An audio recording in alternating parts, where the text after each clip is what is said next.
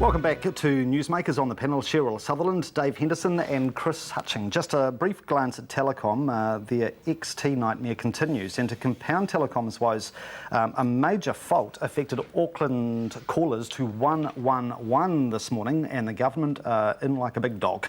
What on earth do we make of Telecom's woes? Mr. Hutching? Well, this is the giant being brought low, isn't it? You know, is this some sort of satisfaction for its arrogance over the years to some people? It's having national repercussions. Luckily, I'm with an alternative provider. Are you with an alternative provider? Several, in fact. Right. I don't like to hold back. The thing that is good for Telecom, however, this drama has, of course, pushed back the abusive text issue, because we're not at all interested in that anymore. We're more interested in the number of outages. But I noticed that the hubris continues. One of their spokespeople was quoted as saying, if it can be proved that a customer has had a problem, we will then consider rebating the disconnection fee. Yes. So again, that control factor, the arrogance factor, is still there. Is this a cesspit? Oh, I wouldn't have thought so. I mean, I think I don't have really any interest in it. I don't have any commercial connection with Telecom. We don't use them. So it doesn't affect us. And every one of their customers has the opportunity to shift.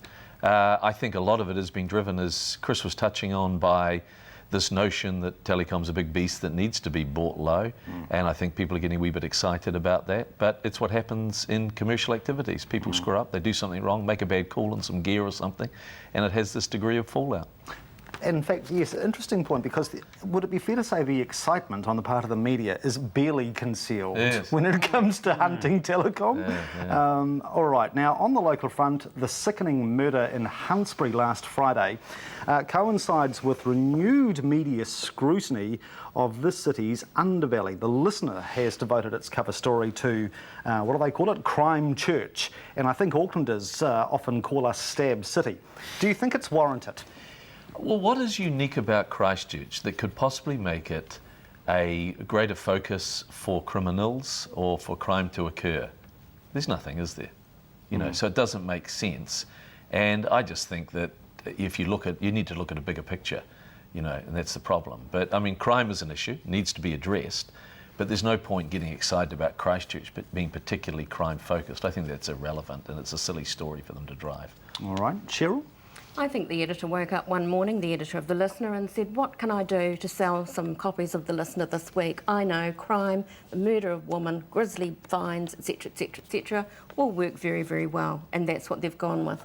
In fact, we rank 9th out of 12 regional districts for the number of murders, so it's not that bad. And again, for violent assaults and for sexual crimes, we're certainly in the second tier, not up there. So I think it's a media beat up. Oh, Sheryl, can't let the facts get in the way of a good story. But you are correct. Sadly, you know, we're going through a bit of a spate of these things, I think, at the moment.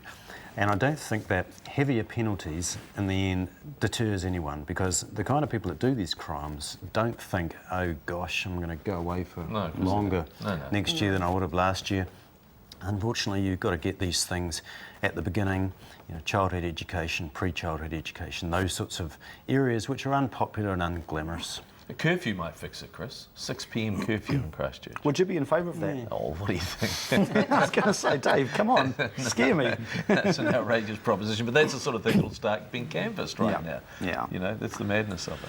All right. Now, when it comes to law and order, those on the front line have been in the firing line, of course, quite a bit in the last week or so. In fact, in the last decade, the number of attacks on police officers has doubled. And I just wonder if this is taking us down the path ever closer to a fully armed police force in New Zealand. Do you think it's on the radar? It is on the radar, although I think there's a marked reluctance by everyone in New Zealand to go down that path. In spite of what I said before about heavier penalties, there may be a case for creating a penalty for attacking a policeman. I mean, you know, it might have the same penalty as any assault, but you know, if maybe judges were directed to give some sort of mandatory sentence, that might sink through to a lot of crims, because I'm sure they'd be talking about that kind of thing. Okay, quick comment? I think we need more frontline police. That's the bottom line. All right. Dave? Assault is assault. It doesn't matter whether it's on a cop or it's on a member of the public. You know, it's got to be treated the same and in a very serious way. And the police are actually there to protect the public, and they need to expect there is going to be a degree of that. But I think the other element of it is, which the police need to take some responsibility for, is they have allowed their image and regard and respect for them to be severely dented over recent years. Yeah. You know, and there's a number of issues that lead to that, but that needs to be fixed. Okay, just a very quick around the grounds, plugs and pokes from the week that has been. Any names bubble to the top for you, Sheryl? Well, I love Joanne Black, the listener columnist, who has had the bright idea of getting John Key to sit down and do a whole lot more doodles at 10k a pop, and thus we will get rid of the deficit. Very nice. Chris, very quickly? The brickbat has to go to Bob Parker, who's been leading these mares this week in what I think is an unseemly dance upon the corpse of Ecan.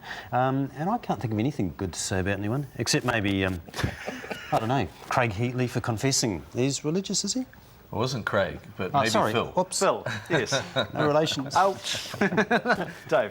Well, I've been spending my week yet again fighting with the IRD, so I need to present really? a brickbat to Gee, them that's for, a change, isn't it? isn't it? For being childish and vindictive. All right, there you go.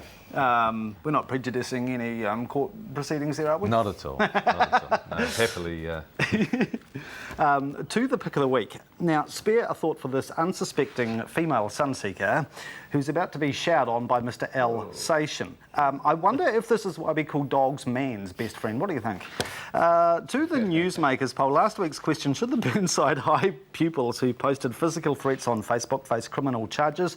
38% of you wanted them to, 62% said no. The prize winner, T. Warren. This week's question, should the government sack Ecan's councillors and replace them with appointed commissioners? Yes or no? Email newsmakers@ctv.co.nz, or you can vote on the web or via the post. Do so and you'll be in to win a Whitcoulls gift card and hot off the press, a copy of Smart Money, co-authored by Sheryl Sutherland, and we'll be discussing this fabulous new production from Sheryl in the coming weeks. Good luck. Thank you very much to our panel, Dave Henderson, Sheryl Sutherland and Chris Hutching. Have a great weekend. We'll see you next week.